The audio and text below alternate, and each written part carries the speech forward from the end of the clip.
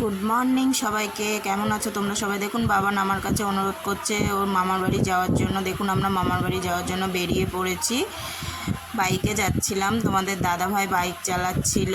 দেখুন কত রোদ্দুর গরম, তার মধ্যে আমরা বাইকে করে গেছি অনেক দূরে। আমার বাপের বাড়ি বসিরহাট, আমাদের বাড়ির থেকে 80 কিলোমিটার, প্রচুর দূর।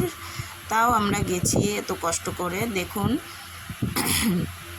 এই দেখুন আমাদের বাড়িতে যাওয়ার মধ্যে এই দৃশ্যটা খুব সুন্দর। কাঁচা রাস্তা, তার দুই পাশে জলকর, মানে আমাদের ওইদিকে সবাই জলকর বলে, যেখানে মাছ চাষ করা হয়।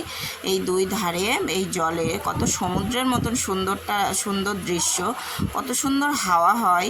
দেখুন কাঁচা রাস্তাটা কত সুন্দর লাগছে। এই দেখুন এখানে সব বালির চর পড়ে আছে, পাশেই ইটভাটা আছে। এখানে ইট তৈরি করা হয়। এই দেখুন ইট, মানে যেখানটায় ইটটা জ্বলে আর কি, সেটাকে চুল্লি বলে। সেই চুল্লিগুলো দেখা যাচ্ছে ইটভাটার। দেখুন কত সুন্দর দৃশ্যটা। এখানে আরও ইটভাটা আছে আমাদের এখানে। পরের নেক্সট ভিডিওতে আমি সেটা আপনাদের সাথে শেয়ার করব, দেখবেন।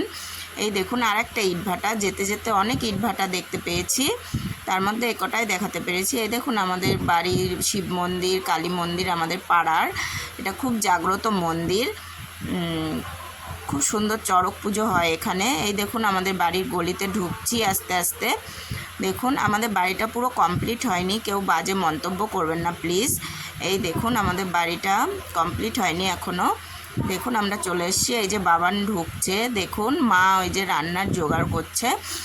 এইবার রান্নার হচ্ছে। এবার দেখুন দুপুরবেলায় আমরা একটা আমাদের বাড়ির পাশে একটা ঘাট বাঁধানো পুকুর আছে, সেখানে আমরা সবাই মিলে স্নান করতে গেছিলাম। আমি অবশ্য স্নান করিনি।